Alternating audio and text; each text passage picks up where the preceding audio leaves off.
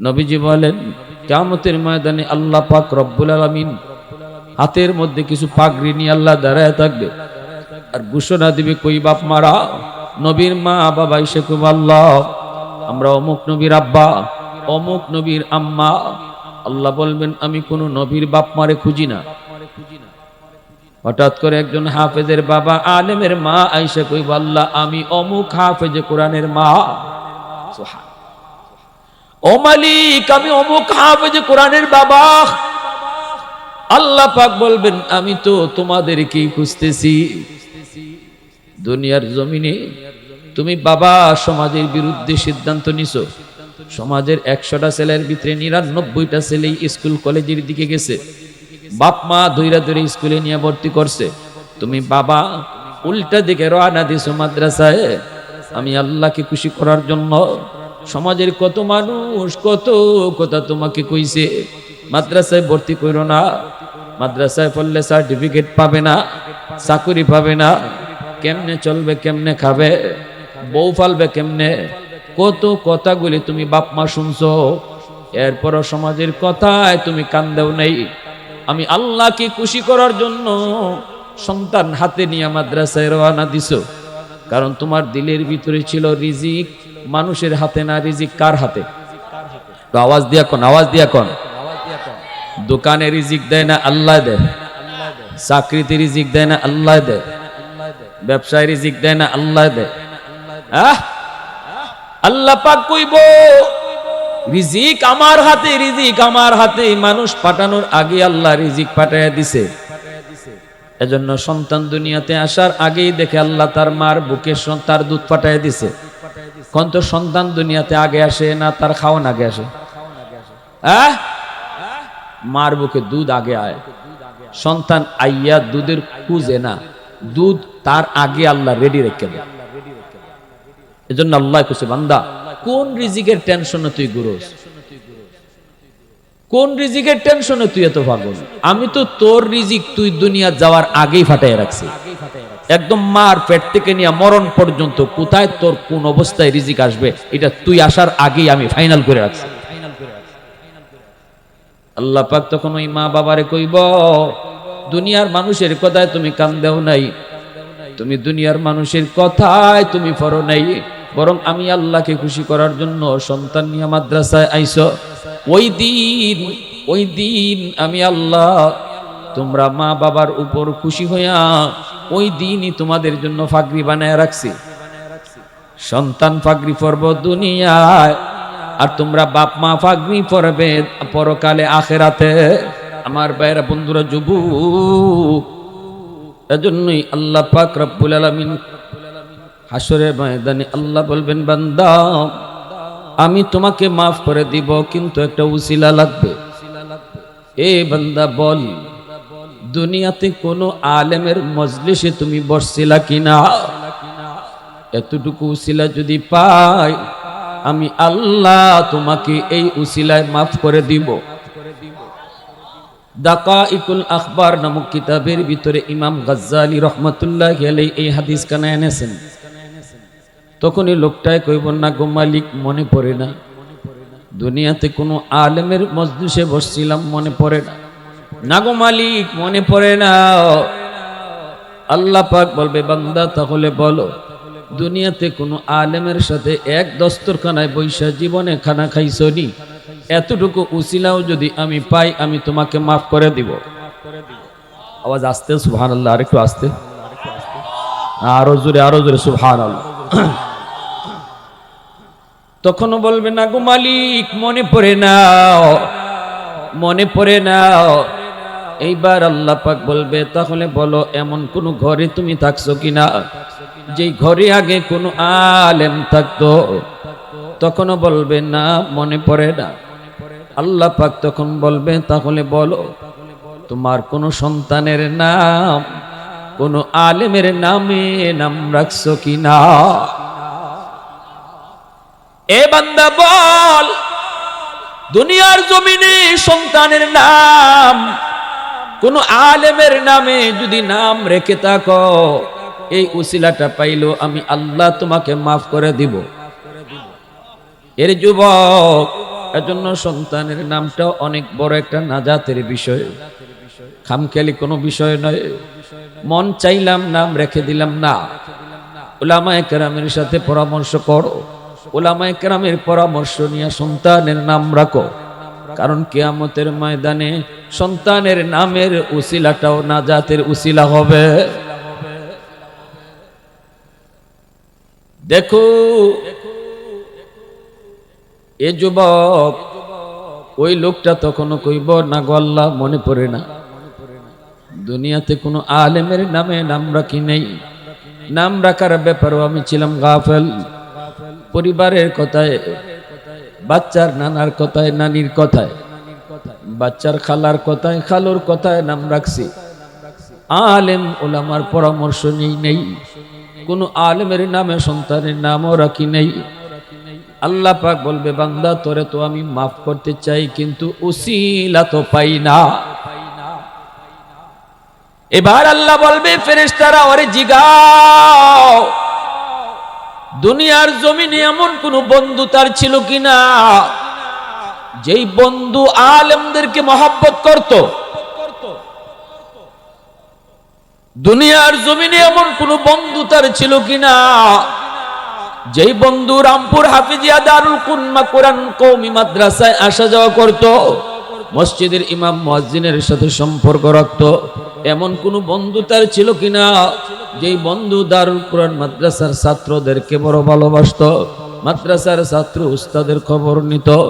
এমন কোন বন্ধু তার দুনিয়াতে ছিল কিনা? তখনই বলবে, মালিক মনে পড়েছি, দুনিয়াতে আমার একজন বন্ধু ছিল, আমার বন্ধু মাদ্রাসায় আসা যাওয়া করত, ছাত্র উস্তাদের খবর নিত, ছাত্রদের খানার ব্যবস্থা না হলে ব্যবস্থা করত, লজিং এর ব্যবস্থা না হলে লজিং এর ব্যবস্থা করে দিত, মসজিদের ইমাম সাহেবের সাথে সম্পর্ক তার ভালো ছিল, আমার কাছে প্রায় আমার বন্ধু তাদের গল্প করত। ও মালিক, এমন একজন বন্ধু আমার দুনিয়াতে ছিল। তখনই আল্লাহ বলবে, ফেরেশতারা আমার বান্দারে ফিরে আনো, জাহান্নামে নেওয়া লাগবে না। আওয়াজটা আরো জোরে সুবহানাল্লাহ। वहदत की हिफाजत नहीं बेकुव्वत बाजू, वहदत की हिफाजत नहीं बेकुव्वत बाजू, आती नहीं कुछ कभी हक़ खुदा दाद, ऐ मर्द खुदा तुझको कुव्वत नहीं हासिल, जा बैठ किसी गार में अल्लाह का करिया, ये सच है कि बातिल की तरफदार नहीं हम, गद्दार न समझो हमें गद्दार नहीं हम, फूलों की तरह नरम मिजाज अपना है नज़र, हम तीर नहीं नेज़ा व तलवार नहीं हम तीर नहीं नेज़ा व तलवार नहीं हम। মুসলমানের আওয়াজে বলেন আল্লাহু আকবার। তখনই আল্লাহ বলবে, আমার বান্দারে ফিরে আনো।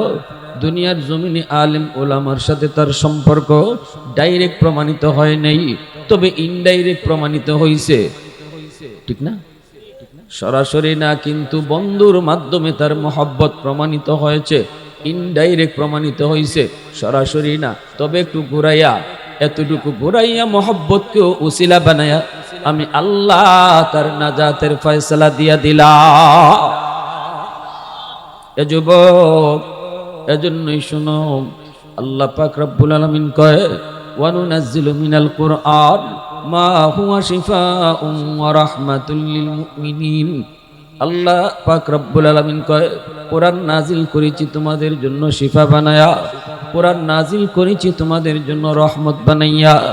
অতএব কোরআন হলো রহমত, কোরআনের প্রতিষ্ঠান মাদ্রাসা হলো রহমত। আর যারা কোরআন পড়ে, যারা কোরআন পড়ায়, এরা হলো জগতের জন্য রহমত। আল্লাহু আকবার, জোরে বলেন। এজন্য যুবক, নবীজি তার অন্য হাদিসে বলেছেন, ইন্নাল আলিমা ইয়াস্তাগফিরু লাহু মান ফিল আরদ ওয়া মান ফিস সামা হাত্তাল হিতানু ফি জাওফিল মা। ওয়াফি রাওয়ায়াতিন আন-নামলাতু ফি জুহরিহা। নবীজি বলেন, উম্মতের দল, আলেম ওলামার কদর তোমরা যদি নাও বুঝো, আসমান জমিনের আর যত মাখলুক আছে ওরা ঠিকই বুঝে।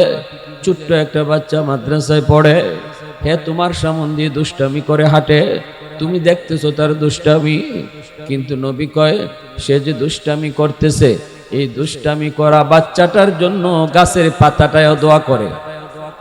সুবহানাল্লাহ, জোরে কও। যেই বালুর উপর দিয়ে হাঁটে ওই বালু তার জন্য দোয়া করে, গর্তের পিপিলিকা দোয়া করে, পানির নিচের মাছ তার জন্য দোয়া করে, জঙ্গলের বাঘ ভাল্লুক তার জন্য দোয়া করে, এমনকি যত মাখলুক রয়েছে সবাই তার জন্য দোয়া করে। কেন দোয়া করে? কারণ মাছে জানে, গাছে জানে, পিঁপড়ায় জানে, বাঘ ভাল্লুকে জানে এই জমিন আল্লাহ টিকায় রাখছে আলেম উলামার উসিলায়, কোরআনের উসিলায়, কোরআনের তালিমের উসিলায়। আল্লাহর জমিনে আল্লাহর কোরআন এখনো শিক্ষা হয়, কোরআনের তালিম এখনো হয়, এখনো মানুষ সন্তানকে হাফেজ বানায়, এখনো ঘরে ঘরে কোরআনের কদর হয়, এখনো আলেম উলামাকে সমাজের মানুষ কদর করে, এখনো সমাজে আলেম হয়, মুফতি হয়, হাফেজ হয়। আল্লাহর নবী কয় এই জিনিসটা এখনো জমিনের মধ্যে আছে বিদায় আল্লাহ পাক রহমতের বাড়ি দ্বারা এখনো জারি রাখছে, এখনো মাদ্রাসা আছে, আলেম ওলামা আছে। এজন্য গাছ থেকে ফুল হয়, ফল হয়, জমিন থেকে ফসল হয়, নদী থেকে মাছ মিলে, বৃষ্টি নাজিল হয়। আমি চেয়ারম্যানের টিকে আছে, মেম্বারে টিকে আছে, এমপির এমপিগিরি টিকে আছে। আজাব গজব থেকে আল্লাহ বাঁচায় রাখছে, রহমতের চাদর দিয়ে সমাজ ঢেকে রাখছে। কারণ এই সমাজের মানুষ এখনো মাদ্রাসাকে কদর করে, উলামায়ে কেরামকে ভালোবাসে। সুবহানাল্লাহ, জোরে বলে। মাসে কই মালিক, উলামায়ে কেরামের হায়াত তুমি বাড়ায় দাও। পিপিলিকায় কয় আল্লাহ হাফেজদের হায়াত তুমি বাড়ায় দাও। ও মালিক, ঘরে ঘরে হাফেজ কবুল করে নাও, কারণ এরা যদি সমাজে চলে, এরা যদি সমাজে বাঁচে, আমি মাছ বেঁচে থাকার সুযোগ পাবো। সুবহানাল্লাহ, জোরে বলেন। হাফেজ কোরআন যদি সমাজে বাঁচে চলে, তাহলে আমি পিপিলিকা বেঁচে থাকার সুযোগ পাবো। তোমার গজব থেকে জমিন বাঁচবে, আমি পিপিলিকা বাঁচবো, আমি মাছ বাঁচবো, আমি বাঘ ভাল্লুক বাঁচার সুযোগ পাবো। নতুবা গজবের দ্বারা তো জমিন ধ্বংস হয়ে যাবে, কোরআন থাকবে না, হাফেজ সাহেব থাকবে না, আলেম উলামা থাকবে না, আল্লাহ জমিন রাখবে না, মুহূর্তের ভিতরে সব রহমতের দরজা বন্ধ হয়ে যাবে। পর জমিনে গজব আর গজব নামবে, তখন কেউ বেঁচে থাকার সুযোগ পাবে না। অতএব চেয়ারম্যান টিকে আছে মাদ্রাসার উসিলায়, মেম্বারের মেম্বারি টিকে আছে হাফেজে কোরআনের উসিলায়, এমপির এমপিগিরি টিকে আছে ছোট বাচ্চা, ওই ছোট বাচ্চা যে মাদ্রাসায় পড়ে তার উসিলায়। আমি যদি এখন মাদ্রাসা টিকায় রাখতে চাই, কেন? কয় নিজে টিকে থাকার জন্য। মাদ্রাসা বাঁচায় রাখতে হবে নিজে বেঁচে থাকার জন্য। মাদ্রাসায় যদি কেউ হাত দেয়, নিজের পায়ে নিজে কোড়াল মারে, ঠিক কিনা? মাদ্রাসা যদি কেউ কয় বন্ধ করে দাও, আল্লাহ বলবে তোমার জীবন আমি বন্ধ করে দিব। কারণ এই মাদ্রাসার উসিলায়, আলেমের উসিলায়, হাফেজের উসিলায় আমি আল্লাহ, তুমি চেয়ারম্যানরে খাওয়াইতেছি, তুমি মেম্বাররে মেম্বারি করার সুযোগ দিছি, তুমি শিল্পপতিরে শিল্প কারখানা নিয়ে চলার সুযোগ দিছি, তোমাকে সুস্থতা নিয়ে বাঁচার সুযোগ দিছি। এরা থাকবে না তো তোমাকেও রাখবো না, ঠিক কিনা? এজন্য আমরাও দেখেছি এই জমিনেও যারা মাদ্রাসার বিরুদ্ধে কথা কইছে, একজনকে আল্লাহ তার জায়গাতে রাখে নাই, ঠিক না? টাকলা মুরাদের কথা মনে আছে? কি গো না, মাদ্রাসার বিরুদ্ধে কথা কইছে, আলেমদের বিরুদ্ধে কথা কইছিল, তার দলের লোকরাই তারে জায়গায় রাখছে না। এমন ফচা ফসছে, কেউ বালা পায় না, ঘরের মানুষ বালা পায় না, বাইরের মানুষ বালা পায় না, বালা পায় না, খালি পায় না ফ্যান ফরছে তার মাথাত ফরছে, উফরে ফ্যানটাও কই ফরছে, টাকলা মাথাতে। আর কয় আল্লাহ রে, ফ্যানেও আমারে বালা পায় না, ফ্যানটাও বুঝি ফরবার আর জায়গা পাইল না, ফেনেও তোরে চিনে। তুই যাদের বিরুদ্ধে কথা কইছ ফেনে জানে, ফেনে বুঝে। এটা আমার নবীর হাদিসের কথা বলছি। ফ্যান যদিও দেখি আমরা এটা একটা জড় পদার্থ, কিন্তু তারও একটা অনুভূতি শক্তি আছে। রসুল তো এই কথা কইছেন না যে ফ্যানে আলেমুল আমার কদর বুঝে না। রসুল কয় আসমান জমিনে যা দেখতেছ সবাই আলেমদেরকে চিনে। সুবহানাল্লাহ। তুই যে আলেমের বিরুদ্ধে কথা কইছ, তুই যে কত বড় জালেম এটা ফ্যানে বুঝে, এজন্যই বুঝছই তোর মাথা পড়ছে, ঠিক না? এজন্য আমার ভাইরা একটু মনোযোগ দিয়ে কথাটা বোঝার চেষ্টা করো। মাদ্রাসা কেউ টিকায় রাখার অর্থ এই নয় যে আমি মাদ্রাসা টিকায় রাখছি, লক্ষ লক্ষ টাকা মাদ্রাসায় দান করি, আমার খাতিরে মাদ্রাসা টিকে আছে। না না, কথাটা এমন নয়। আমার নবীর হাদিস বলে তুমি বলবা মাদ্রাসার উসিলায় আল্লাহ আমাকে টিকায় রাখছে। একজন মাদ্রাসার ছাত্রকে আমি যদি ঘরে খাওয়াই, লজিং রাখি, এভাবে কখনো বলবো না আমি ছাত্রটারে খাওয়াই। বরং নবীর হাদিস বলে তুমি বলো এই ছাত্রটার উসিলায় আল্লাহ আমাদেরকে খাওয়ায়। সুবহানাল্লাহ। এ আল্লাহর গোলাম, এজন্য শোনো, জগতের জন্য রহমত, সমাজের জন্য রহমত। এই যে রামপুর হাফিজিয়া দারুল কোরআন মাদ্রাসা, আমার আল্লাহর ভাষায় আপনাদের রামপুরের জন্য এই মাদ্রাসা হলো রহমত। রহমত, আল্লাহ পাক রহমত বানায় রাখছে। রহমতের চাদর দিয়ে গোটা সমাজটারে আল্লাহ ডেকে রাখবে মাদ্রাসার উসিলায়।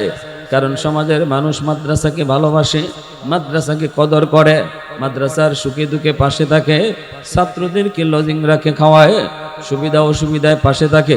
রসুল কয় চার দল মানুষ হলো জান্নাতি মানুষ, কুন আলিমান আও মুতাআল্লিমান আও মুহিব্বান আও মুঈনান ফালা তাকুন খামিসা। হয় তুমি আলেম হও, নয় তুমি তালেবে ইলম হও, নয় তুমি আলেমদেরকে মহব্বত করো, আলেম উলামাকে সাহায্য সহযোগিতা করো। রসুল কয় চার দল মানুষ হলো জান্নাতি মানুষ, ফালা তাকুন খামিসা, পাঁচ নম্বর দলে কেউ যায় না। অর্থাৎ আলেমদের প্রতি বিদ্বেষ রাখো না, মাদ্রাসার প্রতি বিদ্বেষ রাখো না। আমরা যারা এখানে আসছি বসছি, আলহামদুলিল্লাহ আমরা চার দলের ভিতরেই সবাই আছি, ঠিক না? কেউ আলেম, কেউ ছাত্র, কেউ মহব্বত করে আইছেন, কেউ মহব্বতও রাখছেন, আবার সুযোগ পাইলে সহযোগিতা করার নিয়ত লইও আইছেন, ঠিক কিনা জোরে বলেন।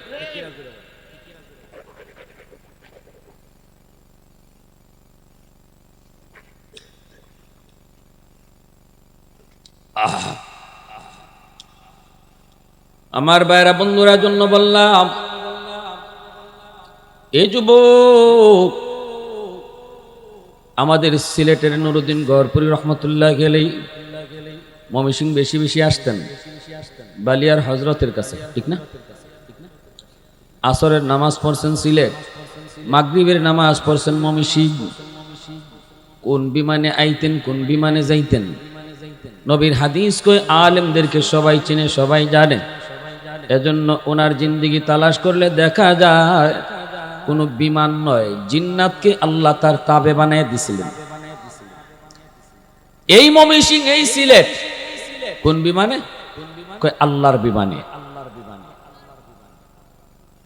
চিনতো, জিন্নাতরাও চিনে নবীর একজন নায়েবকে, জিন্নাতেও চিনে, জানে আল্লাহ আমার মতো জিনরে তো আল্লাহ তুমি বাঁচিয়ে রাখছো ওই আলেমের উসিলায়। সুবহানাল্লাহ, তার উসিলায় বাঁচিয়ে রাখছো।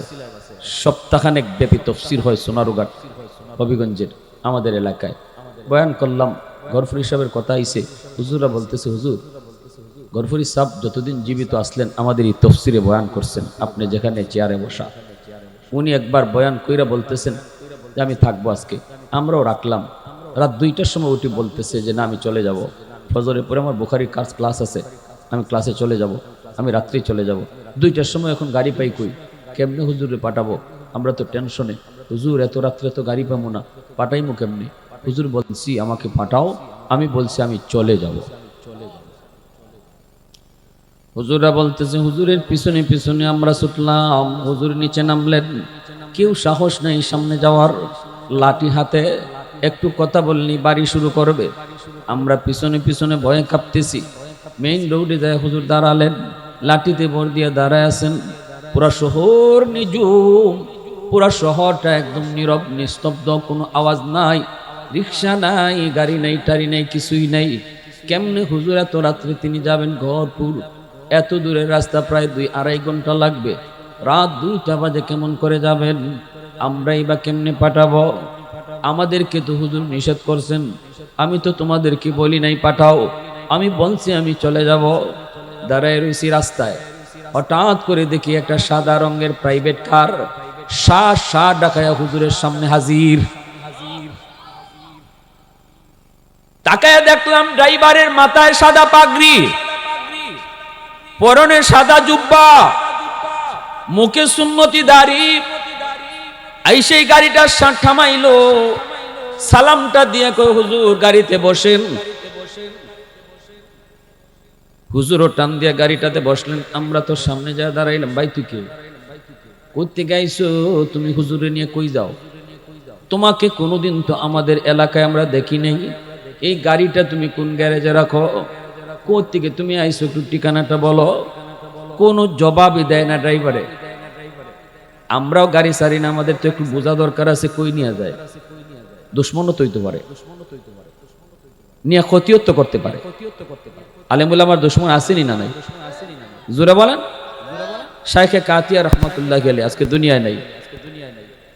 শাইখ আমিনুদ্দিন কুতবুল আলম শাইখুল ইসলাম হুসাইন আহমদ মাদানী রহমতুল্লাহ আলাইহি কলিজা। হায় হায়, এত আদর করছেন।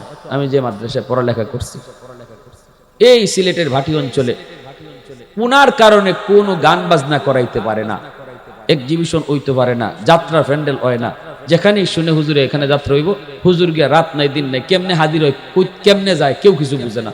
ওই গিয়ে হাজির হইয়া এমন গরম তবিয়তা ছিল, যাইয়েই উনি সুজা স্টেজে উঠতো। স্টেজে উঠতে দেয় 1 টিন কেরাসিন, একটা মেস, কও যাত্রা শেষ। এমন জজবা ছিল, আল্লাহু আকবার। মহিলা টহিলা যেটা গান গাওয়ার জন্য আইতো, এতে কোন ভাই যে কোনটা দৌড়ে ভাগতো। এজন্য এই বন্ডারা হুজুরের প্রতি খুব ক্ষেপা আছিল। প্রচন্ড বর্ষার সিজন, বন্যা চলছে সিলেট। ডাকাতের দল, এই বন্ডরা চিন্তা করছে হুজুরে মারবো, কেমনে নিব। আসছে হুজুরের কাছে নৌকালিয়া মাদ্রাসায়, এসে কো হুজুর আমাদের এলাকায় বহুত বড় একটা দ্বন্দ্ব, আপনি যদি না যান 2 দলে মারামারি করে খুনাখুনি হবে। হুজুর একটু আপনি দ্রুত যাইতে হবে, আর আপনি গেলে পরে মনে হয় মাঠটা থামবে, একটু দয়া করে যদি আইতেন। আর হুজুরের বৈশিষ্ট্য এটা ছিল, কোনোখানে মাইর হবে, ঝগড়া হবে, এটা শুনলে হুজুর সবার আগে এখানে চলে যেতেন। আর উনি যেখানে গিয়ে হাজির হইতেন সাথে সাথে মায়ের দাঙ্গা বন্ধ।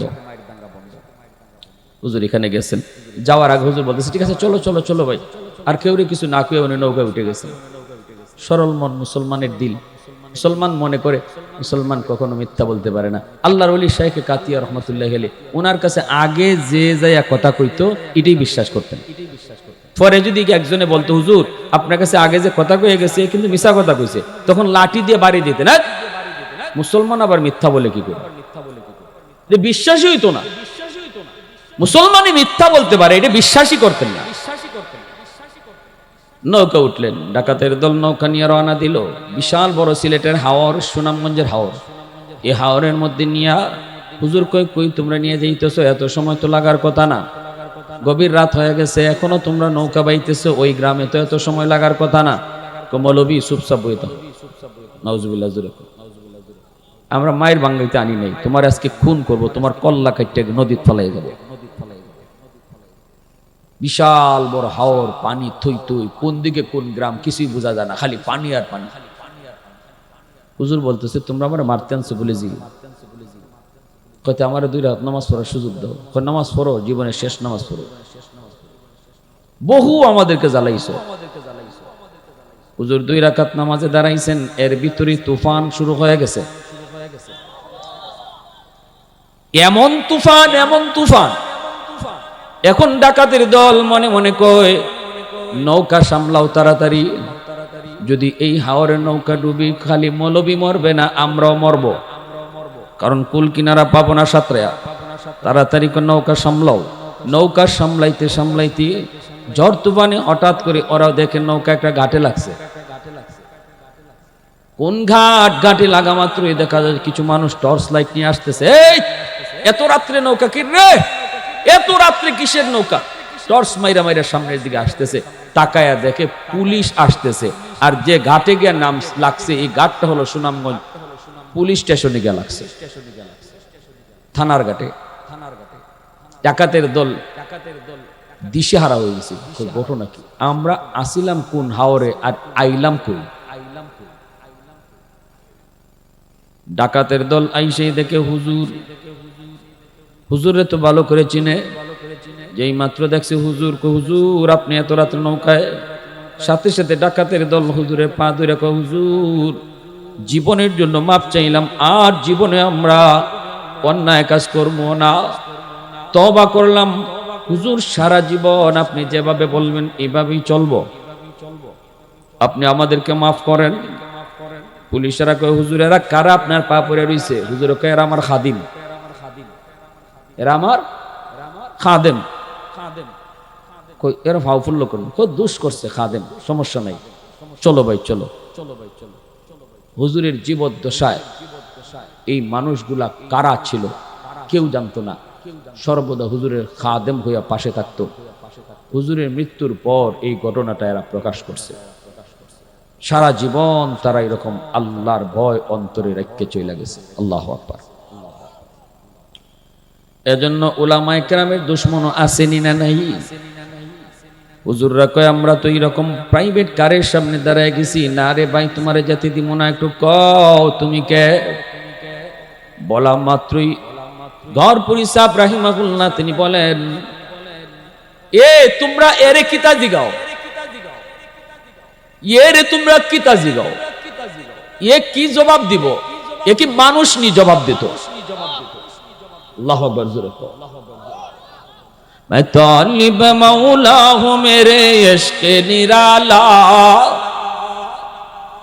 मैं तालिब मौला हूँ मेरे इश्क निराला, है जुमला जहाँ जिनके तजल्ली से उजाला, है जुमला जहाँ जिनके तजल्ली से उजाला, मादरुद जहाँ गैर खुदा यार नदारम, যদি याद खुदा ही चिदिगुर कार नदारम, যদি याद खुदा ही चिदिगुर कार नदारम।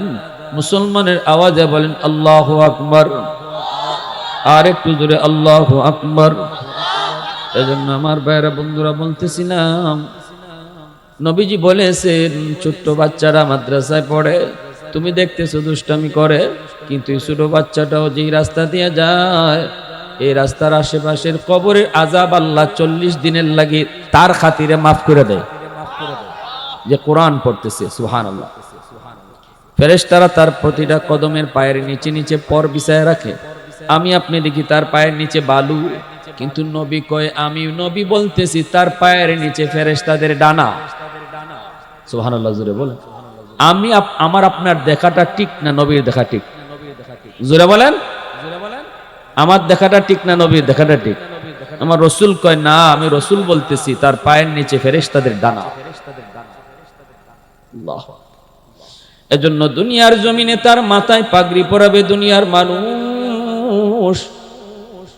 আজকে এই ছেলেটা হাফেজ হওয়ার পর তার মাথায় পাগড়ি পরাইবেন আপনারা, পাগড়ি পরাইবেন তার উস্তাদগণ, পাগড়ি পরাইমু আমরা, কিন্তু কিয়ামতের ময়দানে তার মা তার বাবা তাদের মাথায় পাগড়ি পরাইবেন আল্লাহ নিজের হাতে। মান কারা আল কুরআন ওয়া আমিলা বিমা ফিহি উলবিসা ওয়ালিদাহু তাজান ইয়াউমাল কিয়ামা দাউহু আহসানু মিন দাউইশ শামস। নবীজি বলেন কিয়ামতের ময়দানে আল্লাহ পাক রব্বুল আলামিন হাতের মধ্যে কিছু পাগড়ি নিয়ে আল্লাহ দাঁড়ায় থাকবে, আর ঘোষণা দিবে, কই বাপ মারা? নবীর মা বাবা এসে কইব, আল্লাহ আমরা অমুক নবীর আব্বা, অমুক নবীর আম্মা। আল্লাহ বলবেন, আমি কোন নবীর বাপ মারে খুঁজি না। হঠাৎ করে একজন হাফেজের বাবা আলেমের মা আইসা কইব, আল্লাহ আমি অমুক হাফেজে কোরআনের মা। ও মালিক আমি অমুক হাফেজে কোরআনের বাবা। আল্লাহ পাক বলবেন, আমি তো তোমাদেরকেই খুঁজতেছি। দুনিয়ার জমিনে তুমি বাবা সমাজের বিরুদ্ধে সিদ্ধান্ত নিছো। সমাজের 100টা ছেলের ভিতরে 99টা ছেলেই স্কুল কলেজের দিকে গেছে। বাপ মা ধৈরা ধরে স্কুলে নিয়ে ভর্তি করছে। তুমি বাবা উল্টা দিকে রওনা দিছো মাদ্রাসায়। আমি আল্লাহকে খুশি করার জন্য। সমাজের কত মানুষ কত কথা তোমাকে কইছে, মাদ্রাসায় ভর্তি করো না, মাদ্রাসায় পড়লে সার্টিফিকেট পাবে না, চাকরি পাবে না, কেমনে চলবে, কেমনে খাবে, বউ ফালবে কেমনে, কত কথাগুলি তুমি বাপ মা শুনছো। এরপরও সমাজের কথায় তুমি কান দাও নাই। আমি আল্লাহকে খুশি করার জন্য সন্তান হাতে নিয়ে মাদ্রাসায় রওনা দিছো। কারণ তোমার দিলের ভিতরে ছিল রিজিক মানুষের হাতে না, রিজিক কার হাতে? আওয়াজ দিয়া কোন, আওয়াজ দিয়া কোন। দোকানে রিজিক দেয় না আল্লাহ দেয়, চাকরিতে রিজিক দেয় না আল্লাহ দেয়, ব্যবসায় রিজিক দেয় না আল্লাহ দেয়। আল্লাহ পাক কইব রিজিক আমার হাতে, রিজিক আমার হাতে। মানুষ পাঠানোর আগে আল্লাহ রিজিক পাঠাইয়া দিছে। এজন্য সন্তান দুনিয়াতে আসার আগেই দেখে আল্লাহ তার মার বুকে তার দুধ পাঠাইয়া দিছে। কোন তো সন্তান দুনিয়াতে আগে আসে না তার খাওয়ান আগে আসে? মার বুকে দুধ আগে আয়। সন্তান আইয়া দুধের খুঁজে না, দুধ তার আগে আল্লাহ রেডি রেখে দেয়। এজন্য আল্লাহ কইছে বান্দা কোন রিজিকের টেনশনে তুই ঘুরোস, কোন রিজিকের টেনশনে তুই এত পাগল? আমি তো তোর রিজিক তুই দুনিয়া যাওয়ার আগেই ফাটাই রাখছি। একদম মার পেট থেকে নিয়ে মরণ পর্যন্ত কোথায় তোর কোন অবস্থায় রিজিক আসবে এটা তুই আসার আগেই আমি ফাইনাল করে রাখছি। আল্লাহ পাক তখন ওই মা বাবারে কইব দুনিয়ার মানুষের কথায় তুমি কান দাও নাই, তুমি দুনিয়ার মানুষের কথায় তুমি পড়ো নাই, বরং আমি আল্লাহকে খুশি করার জন্য সন্তান নিয়ে মাদ্রাসায় আইছো। ওই দিন আমি আল্লাহ তোমরা মা বাবার উপর খুশি হইয়া ওই দিনই তোমাদের জন্য ফাগরি বানায় রাখছি। সন্তান ফাগরি পরব দুনিয়ায়, আর তোমরা বাপ মা ফাগরি পরবে পরকালে আখেরাতে। সন্তান পাগড়ি পরব মানুষের হাতে, তোমরা বাপ মা পাগড়ি পরবে আমি আল্লাহর হাতে। আল্লাহর হাতে পাগড়ি পরার নিয়ত কার কার আছে? হাতের আল্লাহরে দেখা। আল্লাহ তুমি কবুল করো। সবাই বলে না আমিন। আরো জোরে কোন আমিন, আরো জোরে আমিন।